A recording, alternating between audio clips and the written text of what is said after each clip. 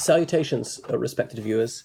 This is George from Ireland, and in this video I'm going to be asking the counterfactual question: what would have happened if the Brexit referendum had gone the other way? Well, that begs another question, but to answer before I get on to the main one, is why did David Cameron call that referendum on membership of the European Union? Well, the simplest answer might be because he'd made an election pledge to do so. However, Cameron had broken plenty of election pledges, including on this very issue, the Treaty of Lisbon.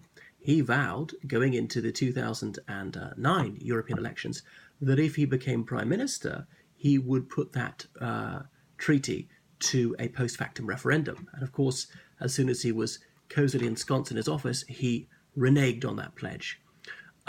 So why did he hold it? He thought he would kill the European issue.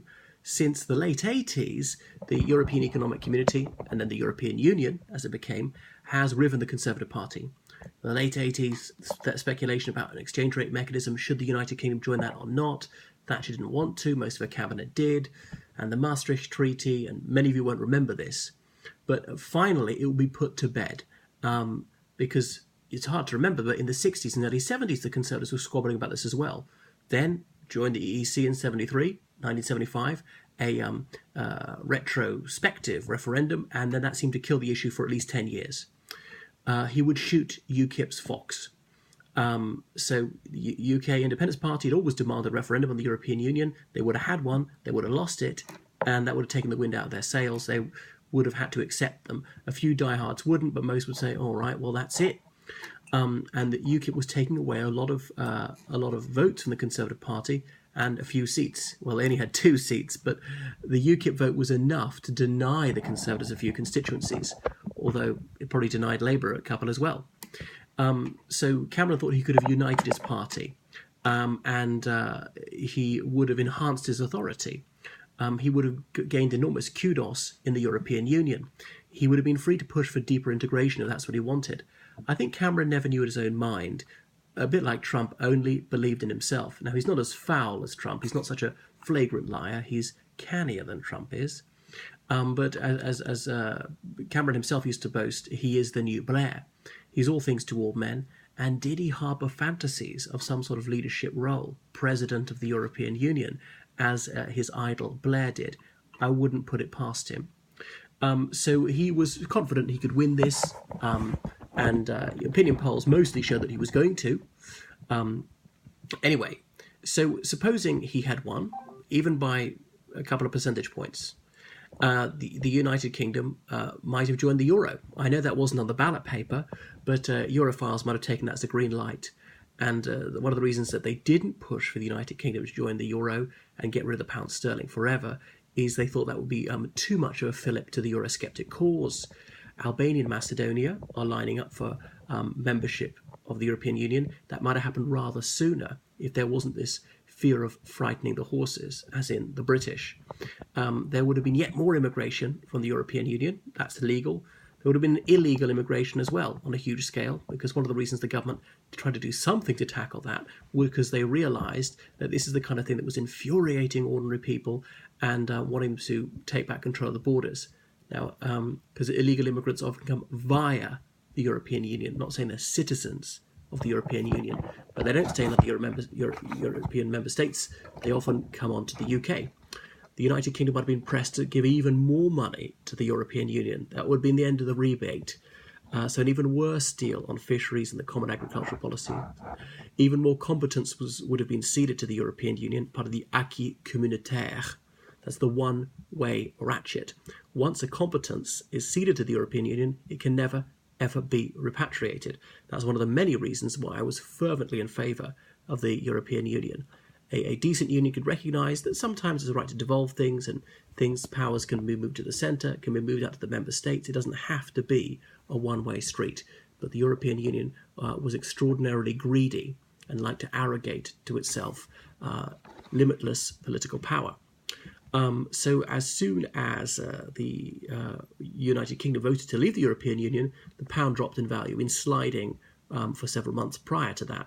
The pound probably would have jumped in value at the United Kingdom remaining in the European Union.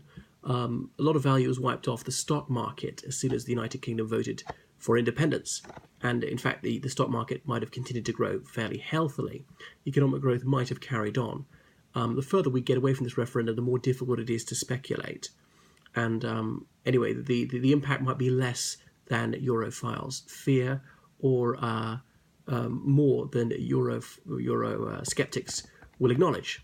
So David Cameron would almost certainly still be Prime Minister. One of the countless lies he told in the campaign is that if he lost the vote, he would stay on as Prime Minister. Absolutely. I saw him saying that in a interview the day of the vote, and he broke that pledge within hours of losing.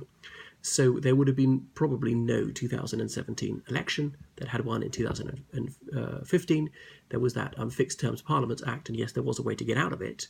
So that was, he would have carried on probably to the next election, possibly stood down. He did stay, he would only serve 2 terms, but he could rip up that promise, as he very often did. Funnily, one of the things that probably wouldn't have been effective very much either way is the fact that the UK Independence Party is shrivelling up, because they've won it there, and so there isn't much of a need for them to exist anymore. But if they'd lost it, they would have had their once-in-a-lifetime chance, and people would have become disillusioned and left.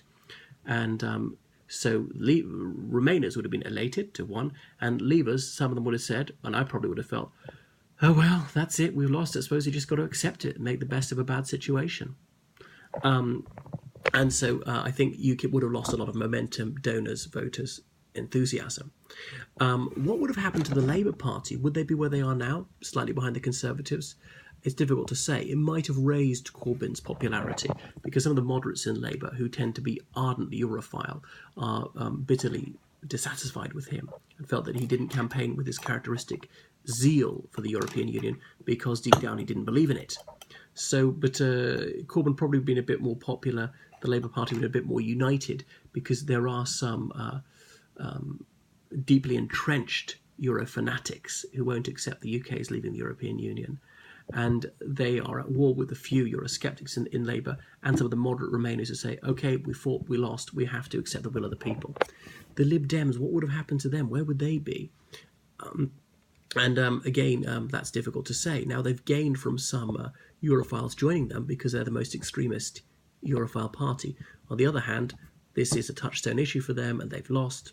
Their ideologies seem to be feeble. The Irish border issue wouldn't be talked about very much. DUP wouldn't have had this confidence supply agreement, and Sinn Féin would not be pushing for a referendum on joining the Irish Republic, nor the SNP. Though we don't hear that much about that these days. But that would be that. It would be settled for all time. So the United Kingdom was offered virtually nothing, no concession worth the name, in advance of the June 2016 referendum. And there probably would have been more bad news if the UK had voted to stay in the European Union, because the EU was deliberately holding back some negative headlines, because it knew this would be a fillip to the Leave side. So some of the Remainers, the headbangers, won't accept the Leave vote. Would the Leavers have accepted a Remain vote? I think about half and half. The other point is, of course, Remain didn't play fair, been telling lies for absolutely decades about the exchange rate mechanism. It was going to be a cataclysm if the UK pulled out of the exchange rate mechanism. Labour said that, the Liberal Democrats said that, the minor parties said that, half the Conservative Party said that. The UK pulled out, and there was a 16-year sustained economic boom, the longest one in British history. Or it was going to be catastrophic if the UK didn't get rid of the pound and join the euro. And you see there was very healthy economic growth, and many Eurozone countries faced economic implosion. So that was bull again. And obviously the sky was going to fall if the UK voted Leave, and it hasn't happened.